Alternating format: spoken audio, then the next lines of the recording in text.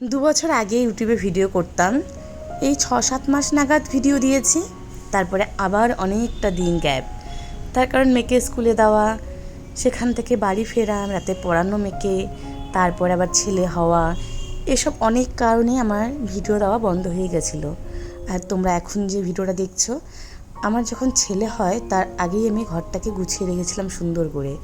কারণ ভেবেছি যে আর বাড়িতে আসার পর মানে ছেলেকে নিয়ে বাড়ি ফেরার পর আমি মানে ছেলে হোক বা মেয়ে হোক সে তো আগের থেকে কেউই জানে না না, তো এখন ছেলে হয়েছে তাই বলছি, ছেলেকে নিয়ে বাড়ি ফেরার পর আমি আর হয়তো এত সুন্দর করে ঘরটাকে গোছাতে পারবো না, কারণ সবারই শরীরের পরিস্থিতি ভালো থাকে না, আবার কবে গোছাতে পারবো।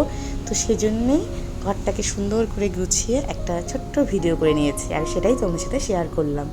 আর এই যে আমরা গাছগুলো, আর এখন অনেক গাছ নষ্ট হয়ে গেছে, এই গাছগুলো আগে ভিডিও করে রেখেছি, কারণ জল ঠিকঠাক না দেওয়া বা যত্ন না নেওয়ার কারণে বলতে পারো অনেক গাছই এখন মরে গেছে। আর কিছু গাছ আছে, তো সেগুলো তো তোমরা দেখতেই পাবে আমার রোজ ভিডিওতে। আর এই দেখো আমাদের অ্যাকোরিয়াম, এই অ্যাকোরিয়ামেও এখন যত মাছ দেখছো এখন আর অত মাছ নেই। আর তোমাদের দাদাভাইও এখন এত বিজি থাকে, অ্যাকোরিয়ামটা রোজ আর পরিষ্কার করতেই পারে না। আগে যেরকম একদিন বাদে বাদে হলেও পরিষ্কার করতো, আর অ্যাকোরিয়ামটা যেহেতু বাইরে রোদটা এসে পড়ে জলের মধ্যে, তাই শ্যাওলা পড়ে যায়, জলটা তাড়াতাড়ি নষ্ট হয়ে যায়। তো আরও ঘন ঘন এটাকে পরিষ্কার করা দরকার ছিল। দিদি আসবে না, দিদি আসলে তুমি দিদিকে মারো কেন? বালিশটা কি করে রেখেছো? ঠিক করো।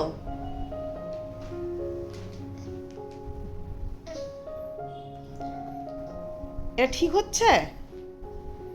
এটা কার বালিশ? হ্যাঁ, তোমার? ও, তোমার দিদি কোথায়?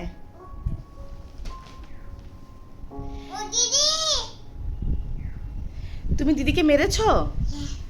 কেন মেরেছো? আর মারবে না কিন্তু। আরো মারবা? মারবা না তো? ঠিক আছে, চলো দিদির কাছে। নামো।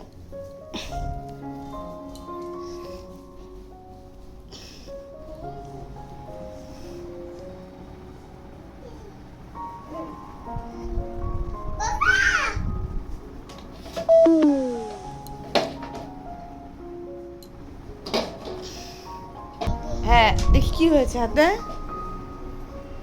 হাত দেখি, হাত। আরে পেনে কালি পড়েছে, আমি যেমন হাতে করেছি। দেখি। এ ভগবান, দেখ দিদি কি করেছে হাতে। তা আবার এই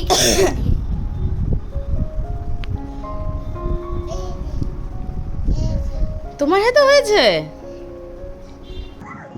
তুমি কি করছো? ঘুমু? এখানে ঘুমু দিবা? হ্যাঁ, এত ও সত্যি তো, সত্যি আমি দুইজন এখন ঘুমা।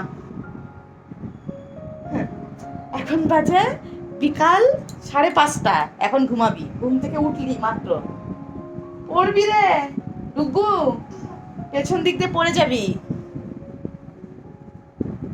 এই মারামারি করিস, আবার এই মিল দুজনের, মাত্র মারামারি করে এখানে আসলো।